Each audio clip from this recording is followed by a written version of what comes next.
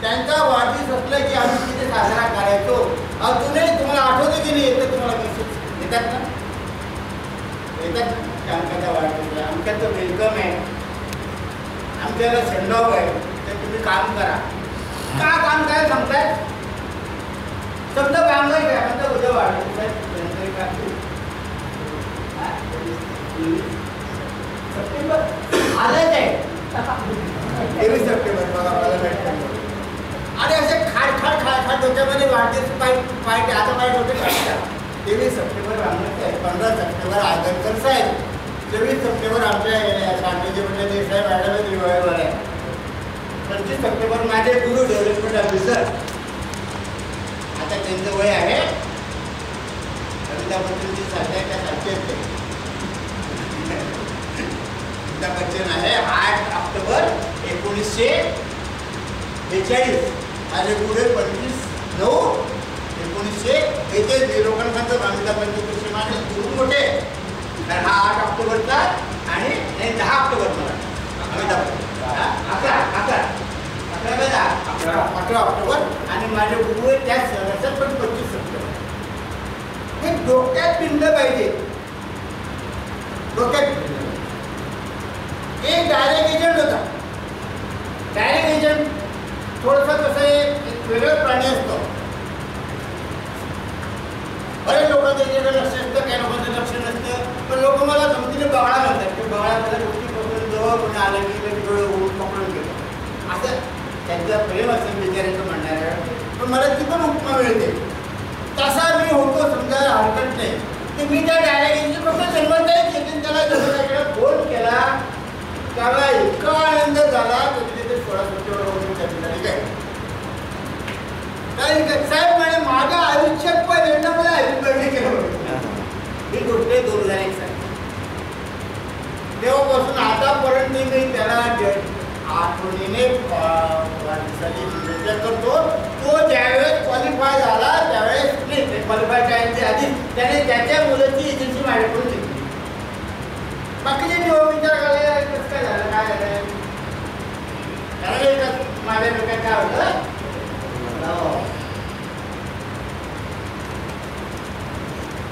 आज नाही उद्या परवा कधीतरी कामाचं ते हेलो वाया जात नाही, वाया जात नाही. मी जर एखाद्या दिवशी एखाद्या वर्षी एखाद्याला फोन केला नाही तर संध्याकाळी त्याचा मला फोन त्याचे प्रॉब्लेम देणे मी तुम्हाला म्हटलं का बरं ठीक नाही म्हणजे आज तुमचा फोन आलाच नाही आला असं ना वाटलं तुम्हाला आला कधी आणि पण तुम्ही दरवर्षी फोन करता त्याला पण त्याचा तुम्हाला तुम्ही त्याला फोन नाही केला तर त्याचा संध्याकाळी अडचण नाही तुम्हाला चांगले तुमचा दरवर्षी फोन येतो मित्राच्यापासून. आता परवाची घटना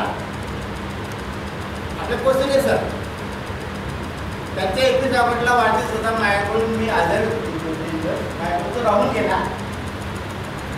त्यांनी झालं की त्याला काय सीएस काही तब्येत वगैरे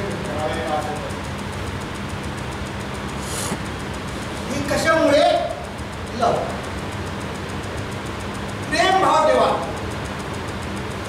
असं समजूच नका की हा माझ्या काय कामाचा तो माझ्या काय कामाचा आज माझ्या कधी कधी पडणार नाही याच्याशी मला कधीच काम करणार नाही म्हणून त्याच्यावरती प्रेम करणे असं म्हणू नका.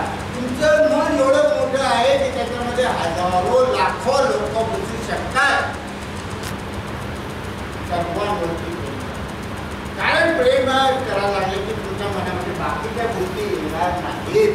माठामध्ये प्रेमाने भरून टाकलं की काही येणार आहे का त्याच्यात दुसरं काही पण तुमचा माठ रेखा मारला की काही येतं त्याच्यामध्ये मंदिर पण येतात दुर्ळ पण होतात. पुढे जेव्हा आपला उद्याचा माठ येईल नंतर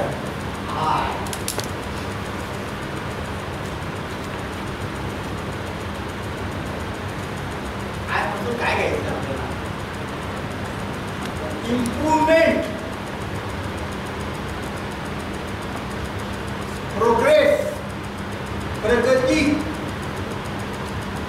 मी असे एजंट अनेक पाहिलेले की 100 पॉलिसी बिल असतील हरकत नाही चांगले गोष्टी आजकाल सेटलमेंट रोडने की तुमच्या दोन्ही डेव्हलपमेंट ऑफिसर ते ब्रँचने असतो आता हा 6वा महिना आहे, पण 6 पॉलिसी न करणारे एजंटच जास्त आहेत 6 महिन्यात. या एप्रिल पासून आतापर्यंत 6वा महिना आहे, 6 महिन्यात 6 पॉलिसी सुद्धा झाले नाहीत असे एजंट जास्त आहेत.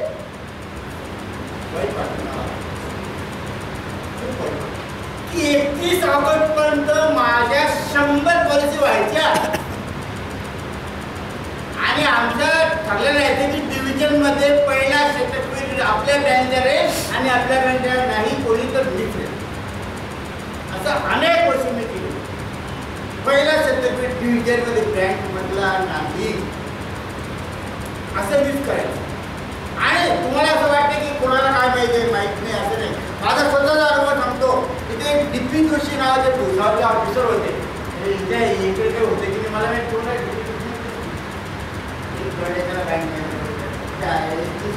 वगैरे होते. तर ते अंबानी बँकला बदलून आले. ते बदलून आल्यानंतर मी जेव्हा बँकमध्ये गेलो तेव्हा कोणीतरी मला ओळख करून दिली त्यांना की हे आपल्या डिव्हिजनचे टॉपचे एजंट आहेत. आपल्या बँकेत आहे तर ते टॉपचे एजंट आहेत. त्यावेळी नाही शक्य नाही. काय म्हणे शक्य नाही. तेव्हा असं कसं मिळालं तेव्हा माझ्याकडे प्रूफ आहे की हे टॉपचे एजंट नाही. तो म्हणे कसं काय ते डी.पी. जोशी नावाच्या माणसाने आता ते निर्धार नावाचं मासिक आहे पुढे आपलं LICचं डिव्हिजनचं आता नाही दिलं. ते निर्धार नावाचं मासिक आहे दर महिन्याला. त्यांनी तो निर्धारचा अंक काढला